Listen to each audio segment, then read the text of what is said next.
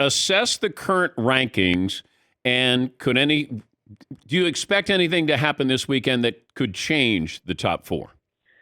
Potential shenanigans this weekend. Potential shenanigans because USC UCLA feels like a very close game. Vegas think it's going to be a close game. I think USC is a 1.5 point favorite. Neither defense looks capable of stopping either offense. So I think it's going to be fun. And then TCU playing Baylor and Waco. Baylor very up and down over the last few weeks. Like if you get good Baylor and good Blake Shapen, their quarterback, this is going to be a really tight game.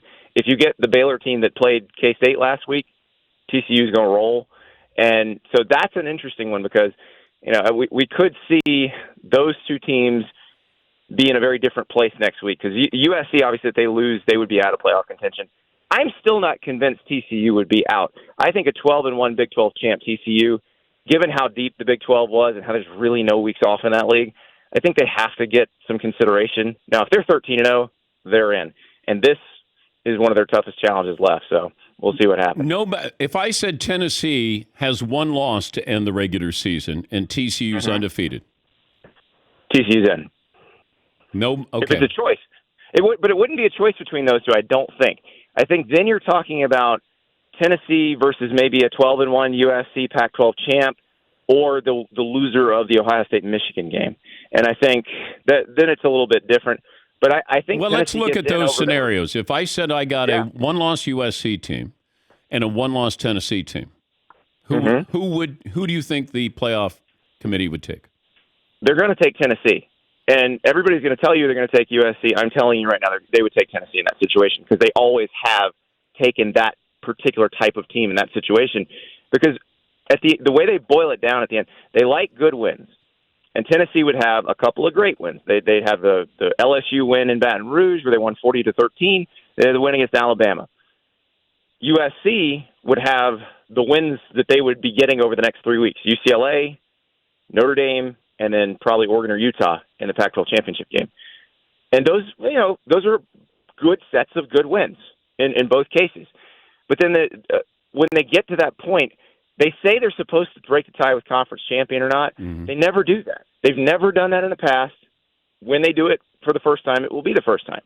What they do is they decide who's a better team, who they think would win if they played. And if you ask a guy in Vegas right now, if you said what is the line on a neutral site Tennessee USC game, it's Tennessee by 7.5 or 8. So they'll pick Tennessee.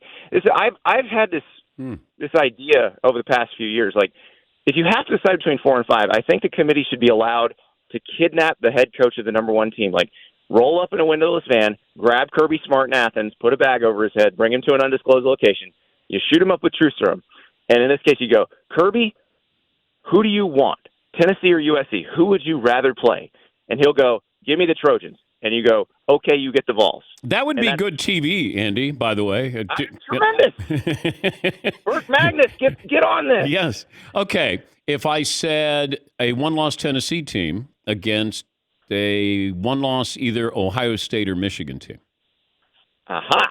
Now, if you have my Kirby Smart kidnap scenario, and Ohio State is the team that has narrowly lost the Michigan-Ohio State game, Kirby might say, give me the Vols. Wow. So that's the interesting. I think Ohio State has a better chance of getting in if they lose that game than Michigan does if they lose that game. Because Ohio State has that Notre Dame win. They are viewed as probably the more complete team that, they could throw, they can run, unless they're playing Northwestern and they can't seem to do either. But they're much better defensively. What's weird about this is if I had to pick that game today, and obviously we'll all be picking it next week, I'd pick Michigan to win that game. I just feel like Michigan's been more consistent. I feel like the way Michigan plays is not a great matchup for Ohio State, but it would be a terrible matchup for Michigan against a Georgia, for example. I think Ohio State's probably a better matchup against a Georgia just because they can do some different things. But, that's just going to have to shake out. I do think if Michigan wins that game, that's the better chance for the Big Ten to get 2 in. If we're going with who would be favored by Vegas, if I said Tennessee was going to play TCU neutral site right now, Tennessee's going to be favored.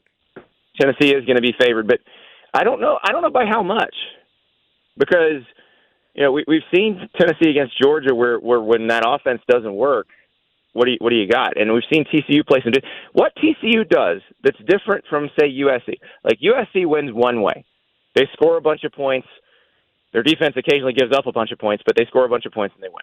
North Carolina is the same thing. Michigan kind of wins the same way every time. TCU has been capable of winning different ways. They can win in a shootout and they can win in a rock fight. And Georgia's really the only other team we're talking about in here that's proven they can do that. Like, Tennessee hasn't proven they can win in a different way. So that's where I like TCU, and I also like the fact that TCU has really, in conference play, had no weeks off. They are playing a decent to good team every single time. And other leagues have kind of chum at the bottom where you have a week that you can sleepwalk through and still win. TCU's had to be on edge every single week. Now, if they lose to Baylor and the committee drops them below Tennessee, and they're probably never coming back. But I still think they should get consideration for that because the Big 12 has been so deep this year.